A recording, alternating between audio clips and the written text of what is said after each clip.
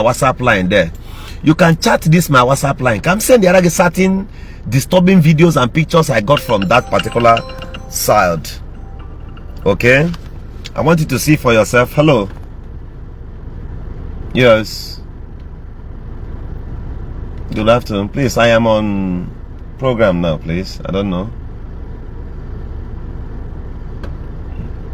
I'm on program. So I am going to send you certain disturbing videos and pictures I got from this particular place, or I mean Umaka. What is going on in Umaka? Now, if you doubt that what Okwuluora said is a lie on what is going on in Umaka, I am from Imo State, and I took my time to make certain findings. I make my findings and I make deep research on what is going on. Now, in this place they call Umaka. For those of you doubting, Umaka is in Olu geopolitical zone. Alright? And I want you to make these findings yourself. If you doubt that what Okwuluora said that is going on in Umaka, I want to ask you these questions. Please, the people of Umaka, those people they use, those of you whom are shielding this kind of evil in your place, I want to ask you, where is one traditional ruler they call Eze Caesar? What happened to him? Why did he leave the village? Who chased Eze Caesar? His Royal Highness Eze Caesar. Who chased him out of the community? Who are these boys who chased him out of the village? A traditional ruler. The man is on exile as I speak to you. What chased a traditional ruler out of his town? Then there's a retired military man. They call him General. What happened to his house in Umaka? You know, many of you think that this thing will continue and non-Imo light will talk. Then we're going to Imo State. These your brothers in Atageha, Nahabu, Sabo, Nahabu betray us and all that. Betray, what did they betray you in? Where is Eze Caesar? Is a question that deserves an answer. Is a question that deserves an answer. There's a man they call Sam White. There is a man they call Sam White. I want to ask Ndoma, can they defend this kind of evil going on in your own community? Even you cannot go to your own community. I want to ask you, please, Ndoma, where is Sam White? If this man they call Sam White, what happened to Sam White?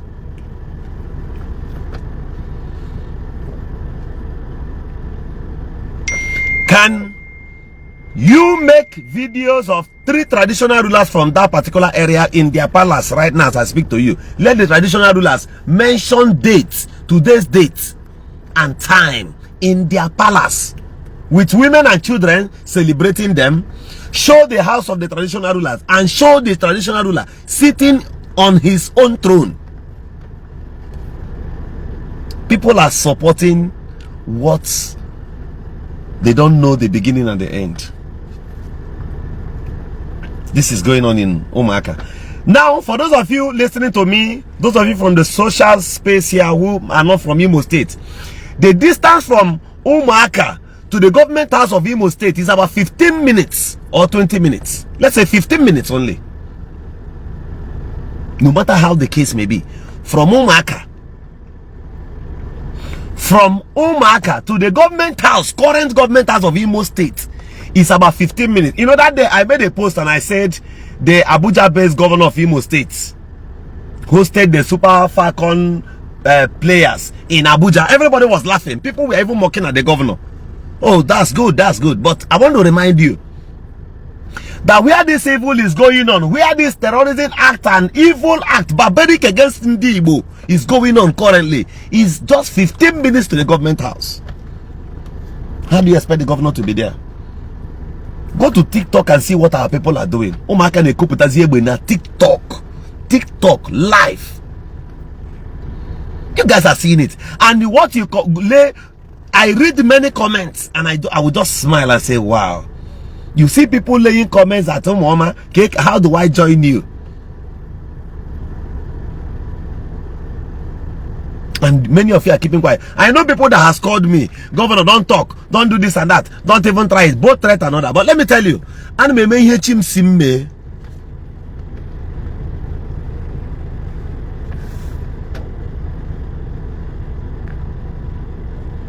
I do what my God asked me to do.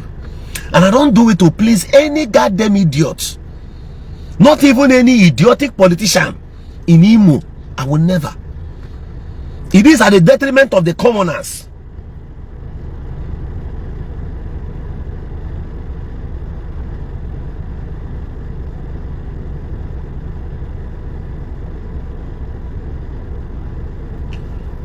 You doubt. Many of them say that Nobu Ashina such thing never happened. Ask Umaka. Can they pass through Ukwoji to Umaka without being pied on the way? And now me they tell you here live and direct, because you brought these things and you've made many of us start asking questions on what is going on in Umaka. Funny enough, I had to call a friend and he told me for years, not even as I speak to you now, Niaman Nuruteli village here.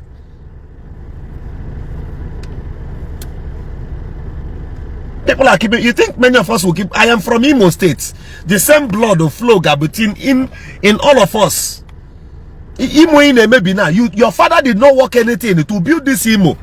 Your mother Magi did not work anything to build this state in a destroy. To build this place in a destroy. I've said the other day in my video that those people whom are yielding this kind of dirty acts, pushing you to commit these things, they are governors in their own states. They are building roads. The brave Ndimo. Ndi anabachokada Diego J school. Great and greatest people. The first state in West Africa. Turego Wero Airport. Your father contributed because they knew the importance of development. I challenge all of you, Nega Mountain, at this live video.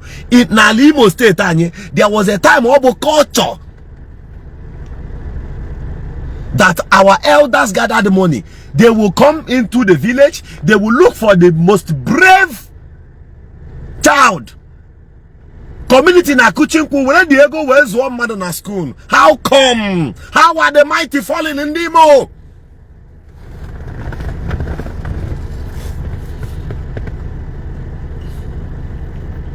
And I sing again. Alimo mama no maramonagio.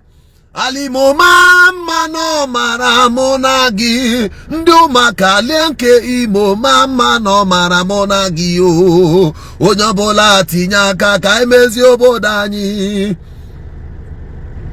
Ndi monde wem omaramonagio. Alanke ndi mo mama no maramonagio. Onyabola tinyaka ka emezi obodani.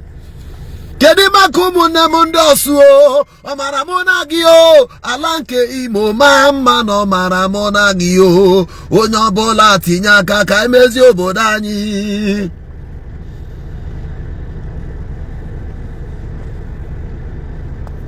People, many social media influencers in Imo State, they busy now cover this dirty acts. They say they are journalists. They say they are human rights activists. They say they fight for humanity. Man, no, now cover this kind of evil. In a video, see Imo the peaceful. Olu abueze, olu nuwe jabamba na Ala Igbo. Ndi olu ke ihe na-eme. Ndi olu. I knew before. I knew women in that little body. How could they ask you all bueze? Umwani behage. They were women of great substance. They were builders. Or they can get little one on Yembise. They will make you rich and great. Kebi mono. What has happened to us? Who be wasting Dimo?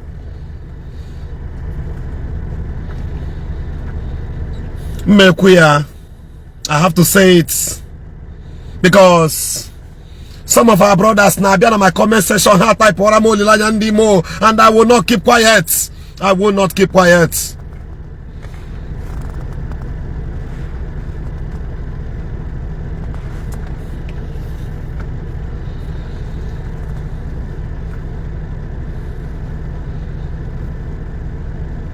And many of you are shielding, covering this kind of evil. I say from Ukwoji to Umaka, no human being can pass there as I speak to you. It is the Umaka Ababuogi.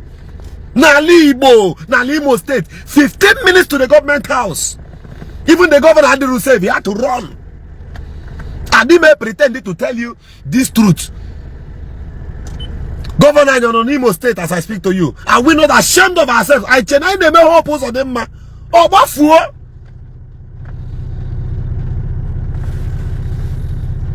And our people, our youth, to be so proud of these things. Okay, obo me man is in obundugubo problem, okay? Obono mon nage boze, umon nage, your own kinsmen, your own brothers, ibucha, kazinde gechigezi. When you must have finished wiping away your kinsmen, and you now obtain that kind of size of kingship you want, whom are you going to rule? Onye kega chizi.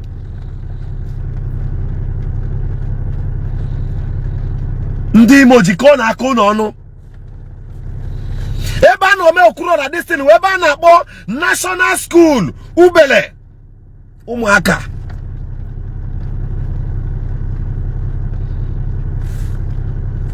National school ubele Umaka. As I speak to you now, the people of Ubele, the women there don't go to farm. These boys warn on her.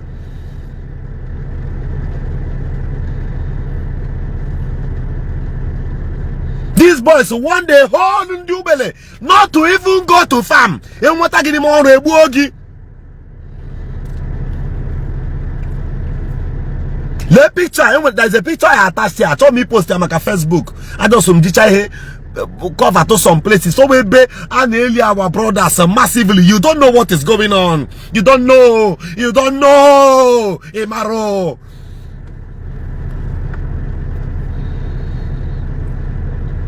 Ndimo states. Kebarashi batani mani.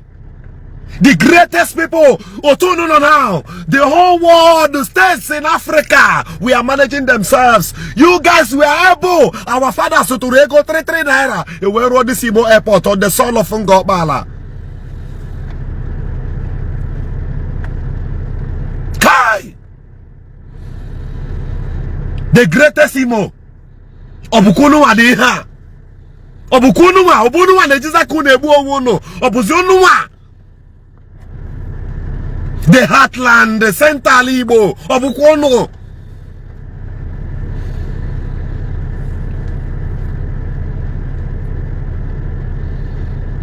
Unecha follow no, unecha follow na during the civil war.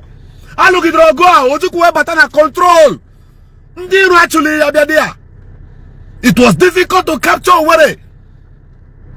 Our fathers, they fought with their last blood. They defended everything. They defended with their last blood. They defended with everything in them.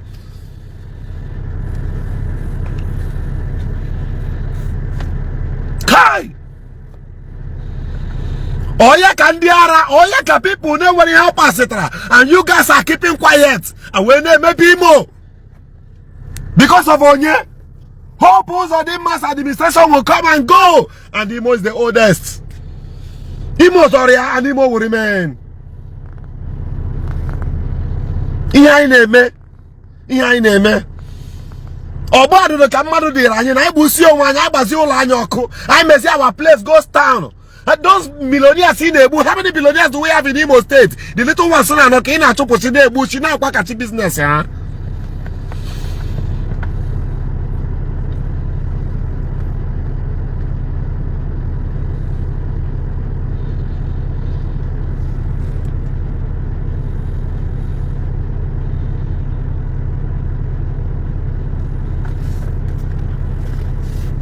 Ane ekwu ya odika sisi ekuli eku.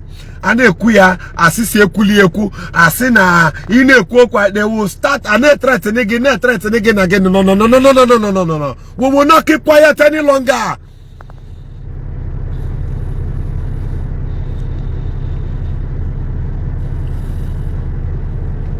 Whatever you watch your friends bring to your community that is about destroying your community, it is left for you to resist such evil. Before mother siki ke ebu mpake ke obola mpake yawa.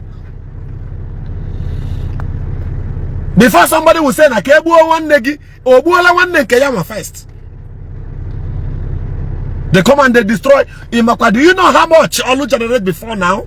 Umaka, they were so much great. In days of old, not for 5 years, they will come home. That was why they were speedily developing. When they want to fight for themselves, they defend each other.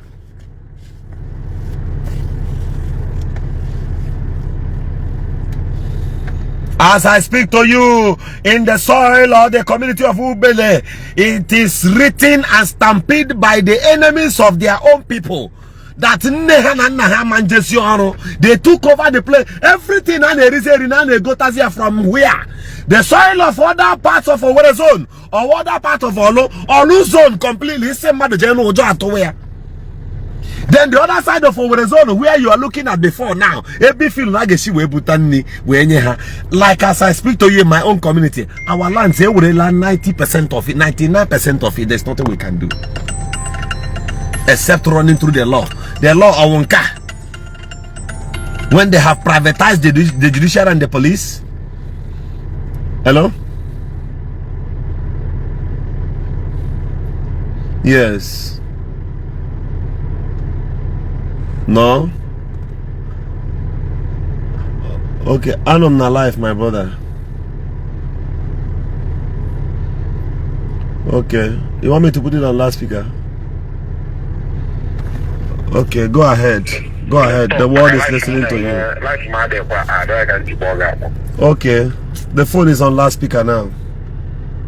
Okay. Yeah, and the Bible, why I actually unite you.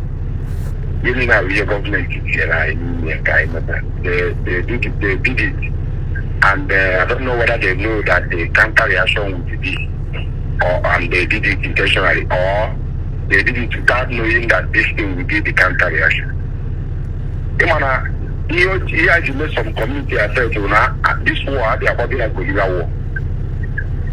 I want to declare war and a full-time war. Every community in Igbo land will be feeling the heat of the war. I want to know why I all their foreign education guy, I know all campus, after they try to cut off the head of the struggle, which is more than that they cannot detain illegally. Boys being under one command where was here. I must see how this thing started. So I think it's one of these two emotional. No more don't decide we all know how this thing started. I don't know when it's anything more. That mixing word, how it started. I cannot leave I started this agitation with the flag and microphone. And they were doing shot on target. I'm a woman na target of men and poor them and poor junction. We are not opportunity to see their scores. We go about chemical. People that came just with a catapult marker. So when you start doing this thing, behaving like this to people, and when they IG cowardice more, this is the result we have today. On that, the people will go trouble. Because when you think this thing is a small thing, and every day they recruit new people. Government demanding on the was not terrorists and unknown government. They know the about status. People even aware.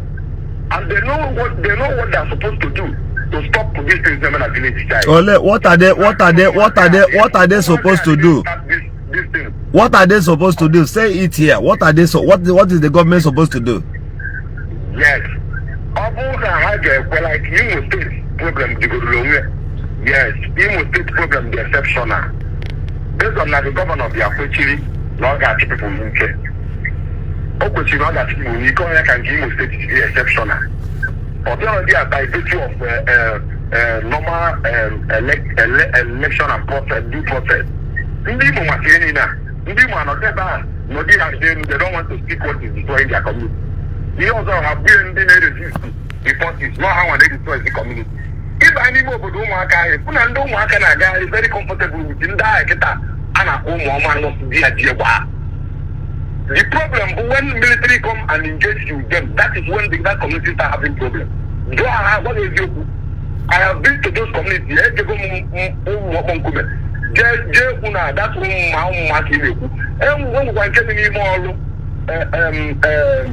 guy is in South Africa. I'm something. I'm but in the I just not can you outside the guy compound. Never matter go to play for 7 no good. Or 7 never. These are them. Those communities, then they know that they are not disturbing them. Those people in that community, that US and position here in Nigeria, they are there peacefully with them. Problem is there when the military came in for engagement, then we march. That is when that community starts having this. He also went there and I have a criminal. How will you have bank nowhere? They will have a successful day. How many times have you had them where just moving a bank? When I buy a program guy and I cannot fight our own. Oh, when the buyer just want to fight one member and I had a problem. Onye pụta sị na ya ji fụkwa skọọlụ mmadụ na skọọlụ niile egwu ke ndị ọkụ skọọlụ gị onye efu ijụọ skọọlụ onye ndị ebube agụ bụrụ ndị obute ha bụ ụmụ ọma ha na-agba maachị egbukwu isi ha nwetakwa ndị ebube agụ egbukwu isi ihe a bụrụ two people fighting for two services. How can somebody come and call it criminality? Onye a ji egbe ọ bụrụ criminality na criminality bụ na iji egbe pụta na-agbapụtụ people ejiri egbe onye a bụ terrorism. Terrorism I cannot associate terrorism as government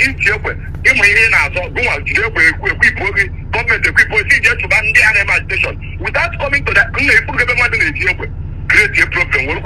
problem. If you know high time they call one house of dialogue. He will create a problem. He actually government is here was trying to peace with 2015. Or what we to look at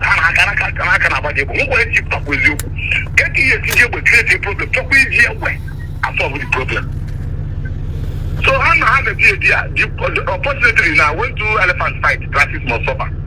That is suffer now when a community say, Umaka and Organic.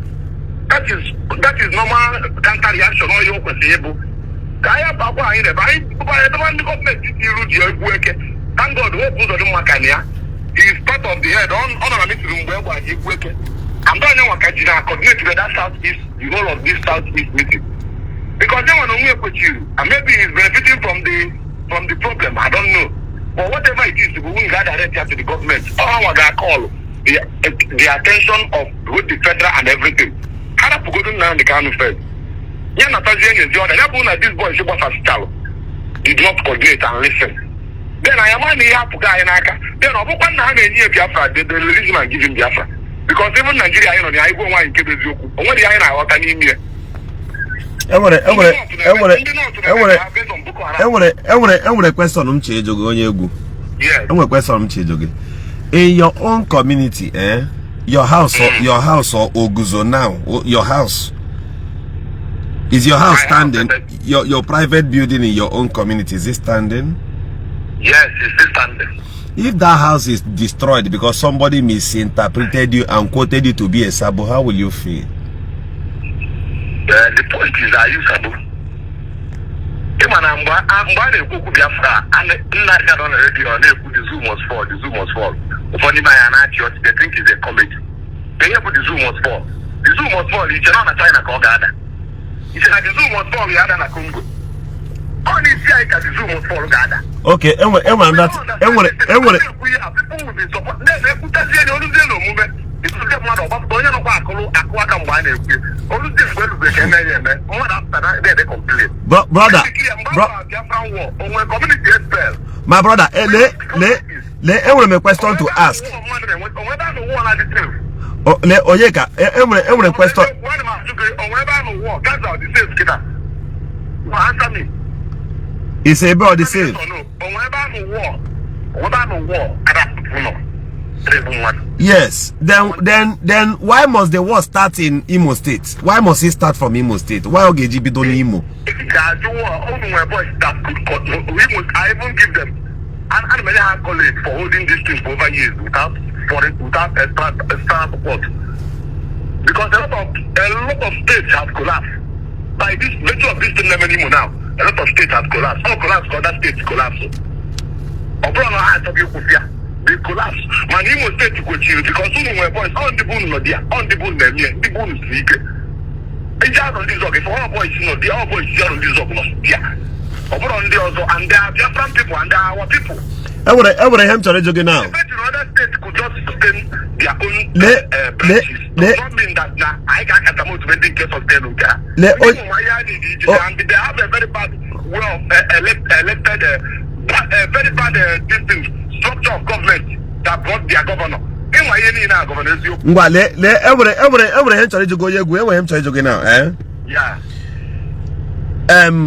Yeah, this is your number now. Call on our WhatsApp.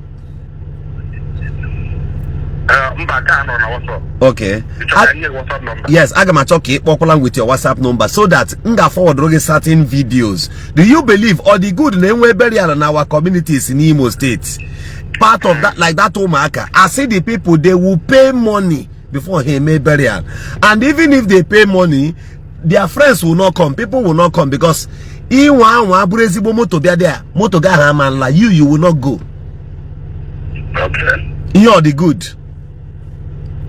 You are giving me a report. I've had something related to this. Okay.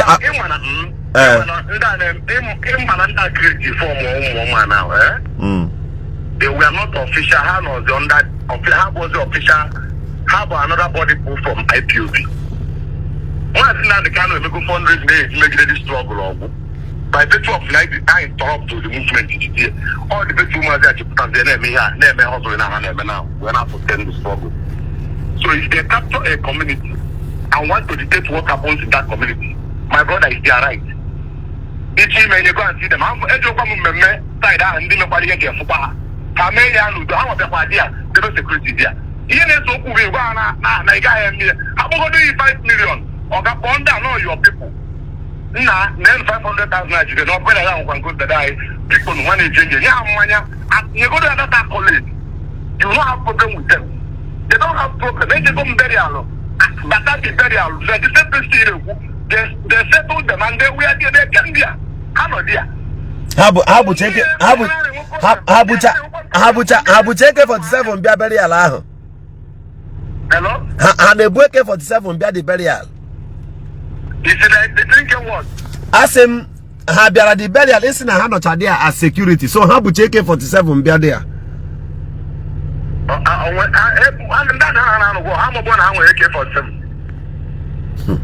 My brother. Okay. I want to answer you this thing now. I want to say this straight. Mobula ndi Igbo niile in general who make up their mind and their decision that this is what they want to fight for. Imo will not be left aside because Anyaburu ndi Hausa. But at all turn our state, a particular side now our state, at all to war zone. I know to see like this, the traditional rulers are to posia in a village na habu sabo. At what extent can haji bro sabo? Man, that same village when the Kabinia. Okay, for example, now you heard the story of Okwuluora, right? I heard the story. You heard the story of Okwuluora. Okwuluora, a guy who need a withdrawal on account here. Ebo Berezo Madondo, one of us. This guy can comfortably stay in Enugu without even coming for our aid. And whether you like it or not, currently as I speak to you now in Imo State, Anyewe who leader. More Akuria, Nanyewe who leadership at all. Now the people are surviving by the virtues of their own personal struggles. Even now, no state assembly member talks about it. No federal house of representative member talks about it. The people they just aren't us happy and one like that. Then happy Imo State. Our parents, brother, and now we're not talking. My reason, they rushed and called these people terrorists when they were not terrorists. So now the people are go out for the combat. Can you can you when last terrorists in the whole world? My brother, those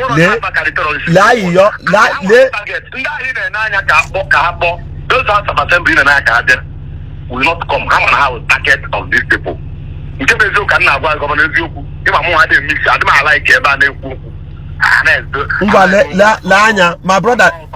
My brother, lay hanyu wabundi nego, eh?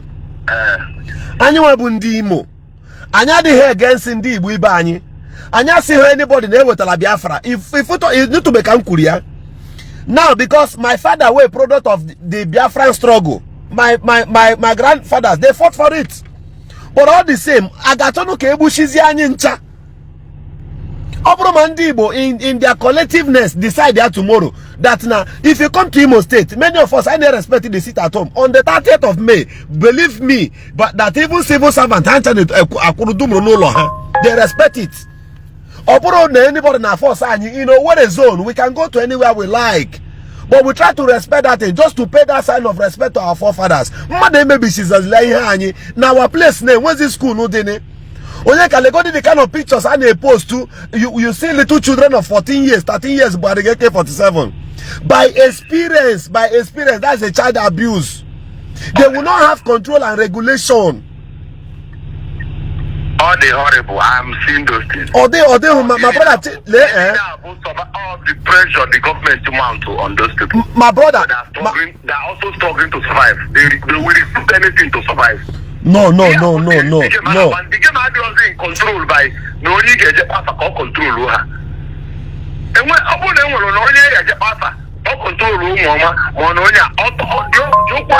when government had them at hand, they had higher dialogue. They decide to go the way of shooting and arresting and kidnapping people. I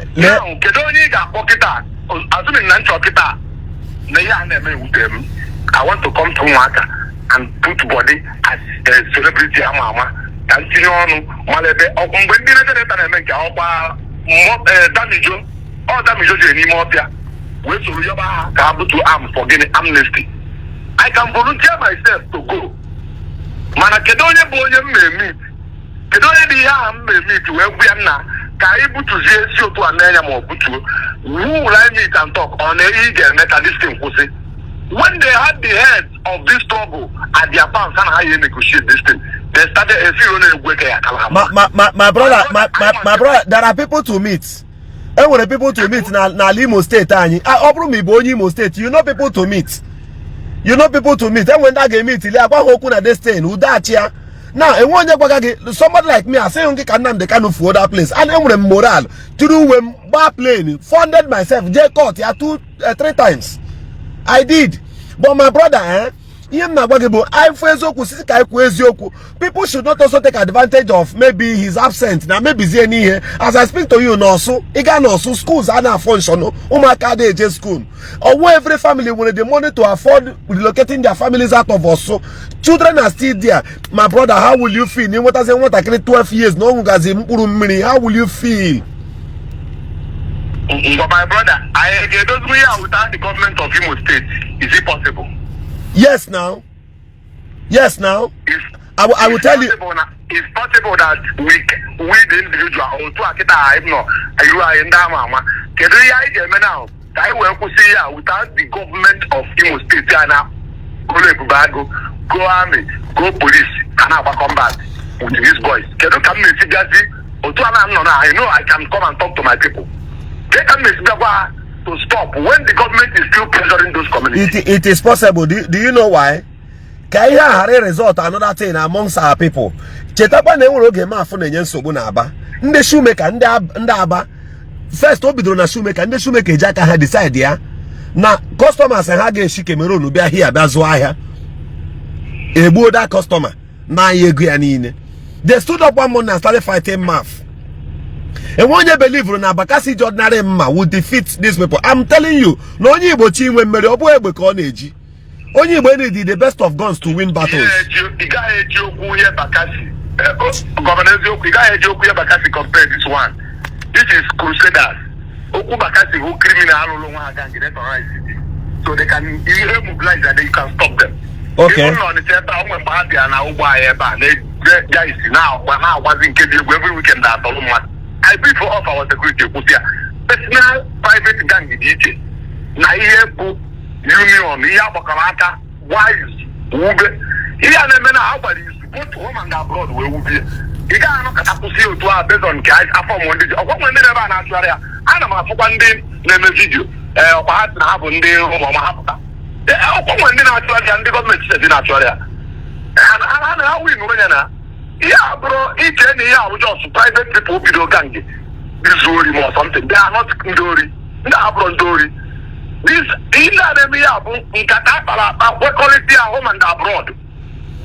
So, to a honest and the most home and abroad meeting. Can you no committee home and abroad? We do this ESN to this branch is for Qatar. So, you're putting your people have run the gangi, former gangi, 1 mountain, just reside at Habidos Road.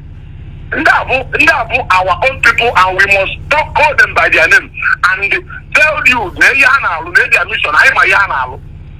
You don't have the point. I know a lot of points is very bad. But I totally believe this thing, government must be involved because all governments balance. My brother, I want him to read again now. The governor of Imo State will be Imo State.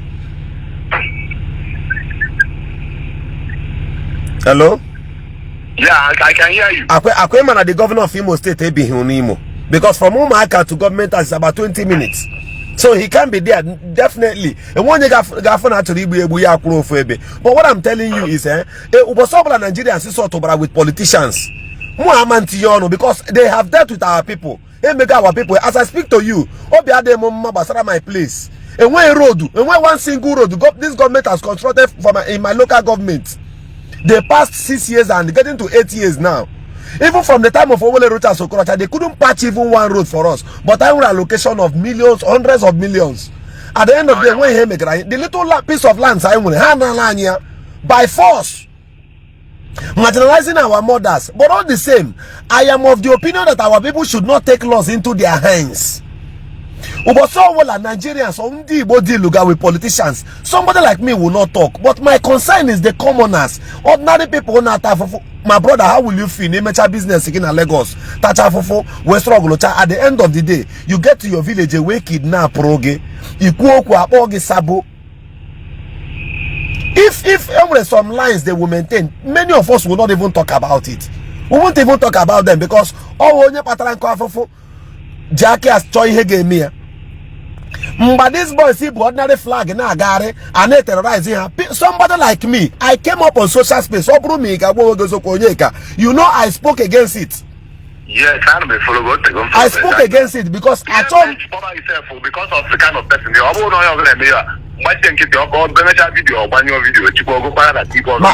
just feel like I want to interact with you because of I know your consciousness and your reasoning. You can be able to reason. Okay, very good day. Okay, brother, you are from Anambra State. Please do join us. Let us save our state. Let us save Imo.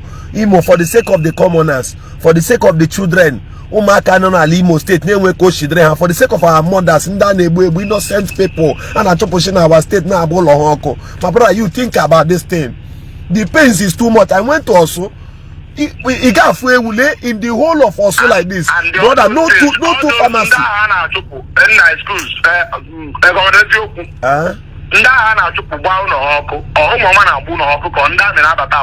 Because last time I checked, my brother, like as I ask here, I'm saying no Umaka. They will one traditional rule and about is a Caesar. Otonyano na achupuri ya nobody ajo suderi akwukwọ ya na enweta ya the next day na ga-agbagbu ya agbagbu. The man even no more than that day onwo. Is the traditional language control okay. Yes, Caesar. Kedu the ọrụ ọ na-alụ. So na ndị na support hope ụzọ dị mma because mụ na gị ma awụ na agbali Imo State. My brother, anybody that supports hope ụzọ dị mma ya na ụmụazị ahụ will not go well with them. My brother, traditional rulers they handicapped Imo State. Traditional rulers they handicapped. Oderuki Igbo Onitsha. Lanya na my place. A phone call only. Or traditional rulers na my place. Now they should gather themselves to wear clothes to get climb up pulpit. One man na henye gala. One of the traditional rulers refused. Oga, if you watch that video, I can forward it to you. One of them no stroke. The governor here mandatory order, no broke stroke. If you watch that video, okay, the man one is shaky. My brother, the truth is that the Igbo, okay, traditional ruler pota quosi le hoga bigara. Igbo will not believe him because they have been blindfolded with religion. This is what is happening. Those traditional rulers, I will say, Nihu governor. I'm saying it here. They don't have say. Yeah, but Ala Igbo. I got happen where we need to channel our effort to.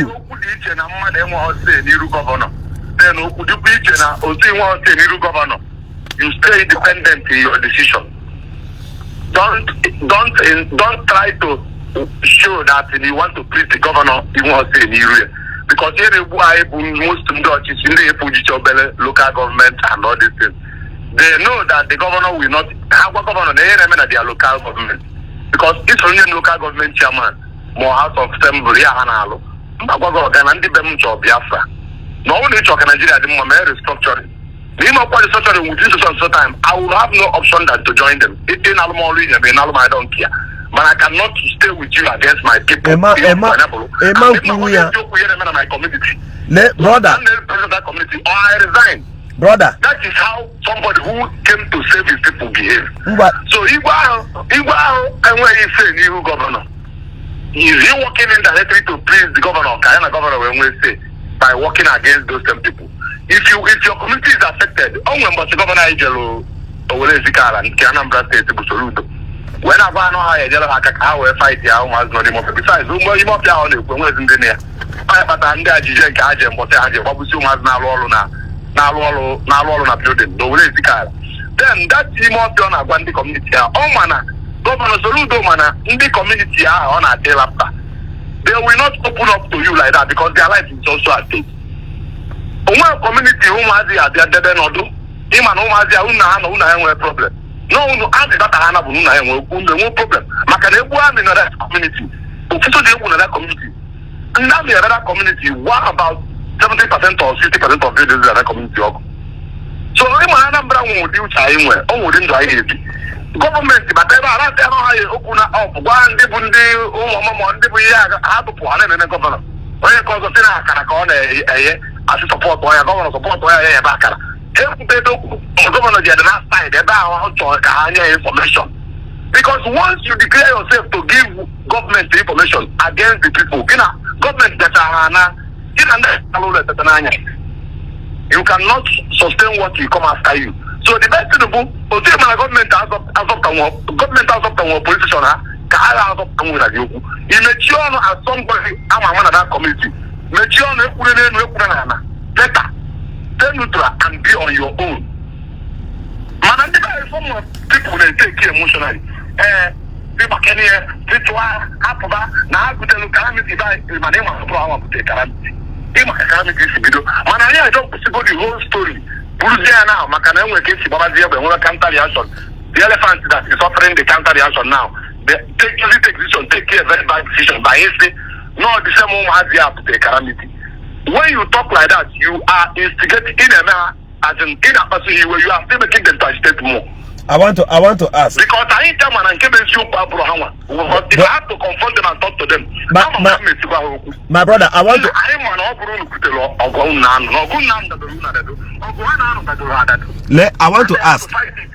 ask. The function of this woman, does it also include Ibana? Ibana, as an mother with an issue, does he have a sarana? Hetinyezi on there. Imana by virtue of Imana like Okwuluora post here, they have on a can kidnap everybody. My police, my army, but power. That's God for Hajinata, and when you capture Golobodo can decide to be judging everything because they would have a go. So by virtue of now at the head of that place, they will be trying to take control of everything in that community. This is the simple answer to this. Because how much then open no police, no government or take charge of it. They should go and wipe them out and take charge again. Maka ọ na gọọmenti charge ebe onye nwere okwu a na-eje court to gọọmenti nke dị government of the day. But for that, na-enwego two sovereign power na azụ aka dị ya. Ndị nke kachi the caption of there will try to be controlling everything that is there. So ihe dịrị gasị onye mmadụ na-abụ nọ dị akpọ ọkị ọ bụ na ị kachọ ịnọ na the community peacefully. You align with ndị nke ji power.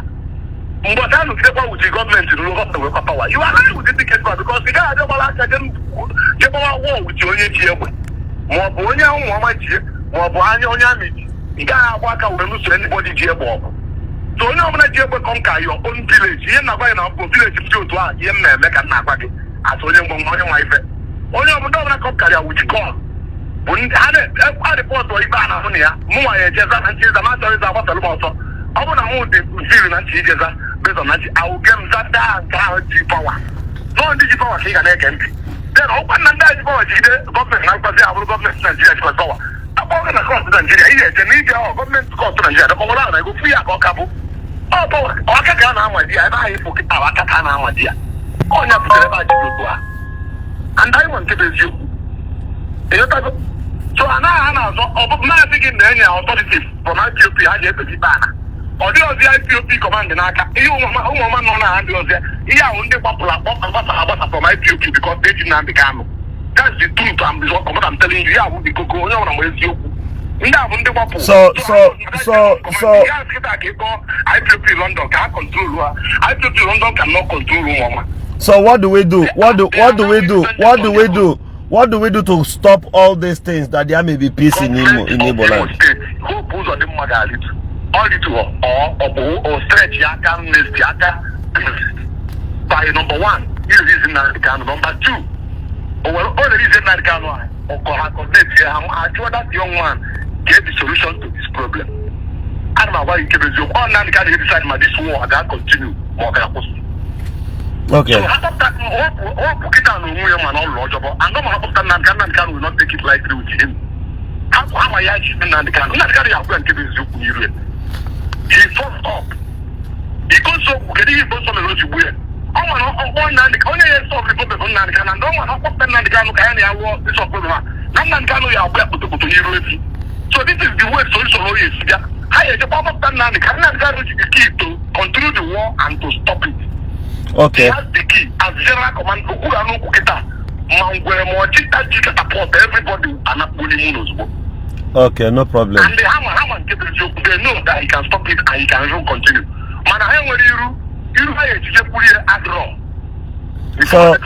So before Hope was on the Maha, before this Southeast governors, a bit of men when assemble like this, Amara how to bring back Mazen Nnamdi Kanu. So Umuama should continue here, is that what you're saying? Is there anything me and you can do about it? That's what I'm asking.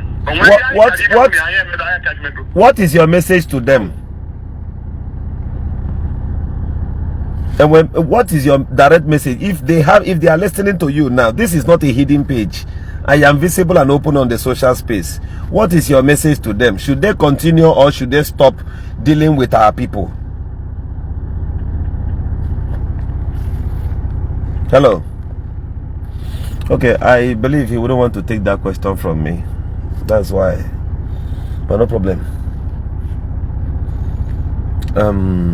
Somebody called me before. In case you have something to say to this, the number I attached here is the number you can call or reach me with. You can reach me with these numbers here. Hello, this is Governor Eziokwu. Greetings from here. Governor Eziokwu is my name. Yes.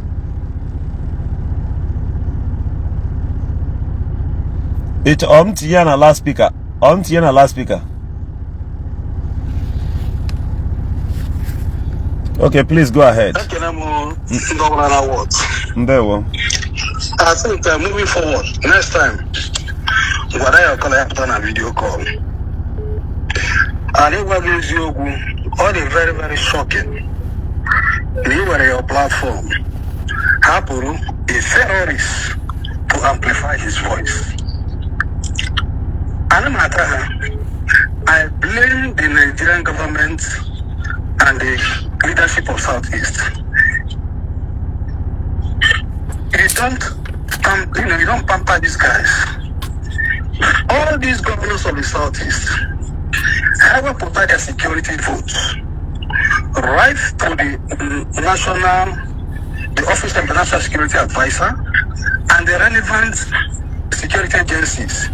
If it means going to source for foreign MSs, let them source. What we need is just 10 Chinook helicopters to smoke all these bastards wherever they are. I got hang here. This is the same template in that were blackmail and from 1967. They were still suffering it today.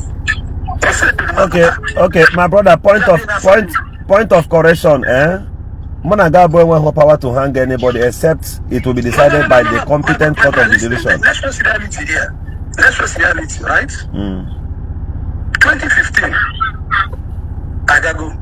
The problem is all these political leaders. And then they arrest. And then Buhari,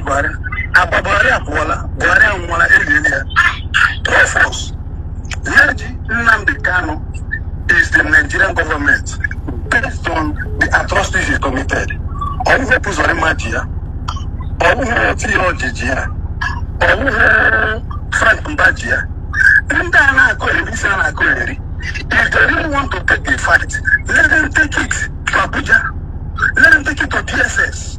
We have seen the sites followers of Isaac. Each time they want to do their fight, they take it from Kanu to Abuja. These guys have instituted a terror group in the Southeast. Majority of us saw this coming, we cried. And unfortunately, you are one of those people that glorify this nonsense. Look at you, someone like the whole Imo state or the whole Umaka should be held hostage. I don't blame callers like that. I simply blame the government. If we have governance and security is taken as a top priority and the life of any Nigerian is worth something, these guys will not survive 24 hours. I'm being honest with you. I'm being fucking honest. It breaks my heart. Now all these things are now, somebody cannot justify nonsense. When these guys created the whole problem in the community, few of us raised our voices. We said no. This guy is going to endanger our region. Oh, you make Nigeria worse than Somalia. Can you Somalia now? Or Abuja? Our Southeast. How long do we want to go with this nonsense? It was there. We lost thousands of our young men and women. So they were talking about Americano. The same community alone is giving the data that they've lost over 6,000 of their community members. This guy will hear now common sense. Why now, if he has a grown-up child that is 13, ask him this question, call him back. Is he willing to bring over his son or daughter, wherever they are, to come and join those boys in the bush? The answer will be clear, no. I don't blame them. Okay. I blame the complete failure that denied this young boys education. Because if these kids were properly parented and educated, they would have fallen victim to this nonsense. Most of them didn't want to go because of all the failures. They're able to recruit them. All of them after now on social media.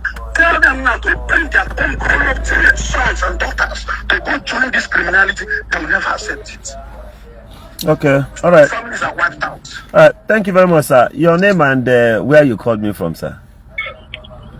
Listen, bye-bye. Okay. All right. Thank you very much. Thank you. We'll start making this a public opinion so that we'll be hearing from our people, know their intentions. Everyone's opinion is good. I think we can communicate all these things with peace approach towards the both sides.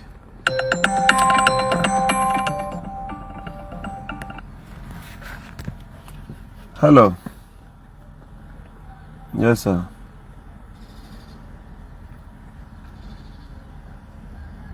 Okay. Just hold on. I'm taking another call. I will write you back, sir. All right. So, man, we're going to be making this a public opinion that we may hear from our people, and especially if you're from Imo State, tell us how you feel. If you're ready to sacrifice your village for this. Hello, Governor Zoku is my name.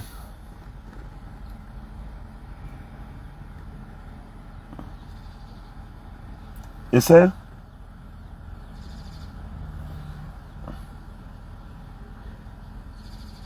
Okay. All right, if you call, you're only going to talk for 3 minutes. Hello, Governor Zogu is my name. Speaking to you from a live section. Good afternoon. You want me to put it on loudspeaker? Okay, please. You have just 2 minutes. Go ahead. Okay. My name is John. I'm calling from Arundel. Okay. All right, go ahead. Okay, thank you. The situation currently on ground in Imo State is a worrisome type. It's a worrisome one. Like currently, in Imo State, they are in the last 2 weeks. Now Arundel precisely. Ndị ugwu ebe ọmụmụ ndị ọgwụ batara gara obodo a na-akpọ ndị ejezie arọ ndị izu ọgụ gaa ndị akụ nwata gaa ụmụ ala ọma obodo ndị a niile nọcha n'ime obodo ọchịchị local gọọmenti a na-akpịte atọ nọ. So in fact, etu ọ dị nnyaa one of the people ndị agbatara egbe otu onye nwụrụ. As at yesterday? Yesterday, yes. Every Federal Medical Center where only I nwụrụ. Then making it a total of 27 when they were na ya women daba ndị ogwegwe. Na yokwanụ ọchịchị Imo State, ọchịchị Nigeria ka ha gbatara ndị izu ọgụ ọsọ enyemaka. Obodo agwụna for the over 3 years now. Ọtụtụ ndị mmadụ ndị arọ ndị izu ọgụ anaghị ananwụzi ụlọ ha. Isi ọkaigwe bịawa ụmụaka ndị ogbu egbe a ewere nne ebe ahụ wee mere ebe ọchịchị ha dị. Isi ọkaigwe gawa obodo a na-akpa abụọ Popular Junction and Obinetiti Junction, Agemo Ucho, Agemo Igbo Kori, you know, being looking at this area and within the Nagono, Luguebe, a taken over that place. We must take government when her name, and I born on the mother. Madam, I am here, what you wrote to this extent. So, it's in the muddy piano, eba women are buying a mirror. We got that Kajano, the in the mud, using the grave, or that will be a annual. You know, now Obinetiti. Yes, Benantis was about 10 Obinetiti. It's about Bobo, Alamano, those areas. The money be able. Since I bush Ramadi 27 able now. Almost not the entire community are popular no. The entire community are popular no. The money was in Gungu. Now, but then a June was there. Anambra State. For the one, but I'm not Bombadi teacher. In the Buffalo, you know. The Gawara, the Gawara teacher. And funny enough, India name one or two or three, very few. We have within Jesus. Omazina Bagua, Unde Simba Webia. Simba Weba Imo State. Yeah, Weba Imo State. Ono Bubakare, Nande Abakaliki. You know? So, we are winning. When you're Godana on Jesus. So I know you. Government married has to be which Badia with me. Once in a hanga to Kulu, hang with a good dog which and the mother more milli west who get banana. It would be a penny within an aga. In the mother could win Cana, what does it? Oh, my window, Nagabua, on the mud. Other at the hard or a young one, we may some pate good no good there. Umazian within in area. We plan on Hana crazy. One name when got a Hana a year, you know, any presence of security. And the people near Kanjo, you know, Boros ọchịchị federal gọọmenti si Ọkigwe batara ndị izu ọgụ gara aka ọkwa wee death trap onye nyekwere mmụọ credit ụmụazị ya ji wee nọrọ n'ụzọ ebe ahụ were na-akpa mkpamkpa dị eto. So ọwụ na gọọmenti ga-agbata ọsọ ịbịa nye aka were tinye anya na ihe gbasara ụzọ ahụ bụ ụzọ na this insecurity ga-wetu agbatunata. At this point, government they lose earlier because they can't even go the Ege roads on now because those places, from the experience of what I saw in Osu, Obunigwe no China those roads. You can't go there. Yes, report one of the security man, so they change the vigilant group, and this was an bomb. Of them, you know. The bomb and then on 24th of April, n'ụzọ m na-ekwu ihe a nwere ebe moto otu jeep nọ na-agba unknown to that jeep Ogbunigwe engine bonnet moto gbaa oghere gbuwa Chukwuma mara onye du moto ahụ anwụrụ. So gọọmenti kwesịrị ịma ihe ha mere iji wee nyere ndị bi ebe ahụ aka. Imo steeti gọọmenti enwebeghị ha mere ndị izu ọgụ site n'okporo ụzọ ọkụ ma inweta enyi social amenity enwebe nke ebenefit mana ọchịchị ndị nke gara aga mana nke ugbu a ọ ga-adị mma ọwụrụ na gọọmenti Imo steeti na nke ọchịchị etiti ga-enye aka iji wee bịanyere ndị obodo aka. Okay, Konyebu, your State House of Assembly member, what's his name? The State House of Assembly member, that or not, okay. Okay is okay. Honorable, okay.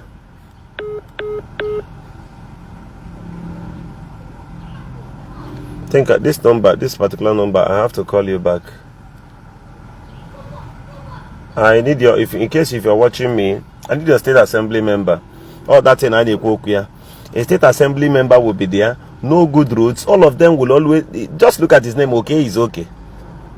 You will always be on the okay side, no matter what the governor says. Your people now look at the result of bad governance. Because while I am blaming these boys, I need to blame some of you idiots. Hello? Hold on, please. Hold on, please. You see this, the House of Assembly member, his name is what? Okay, it's okay, Honorable. Okay, it's okay. Okay.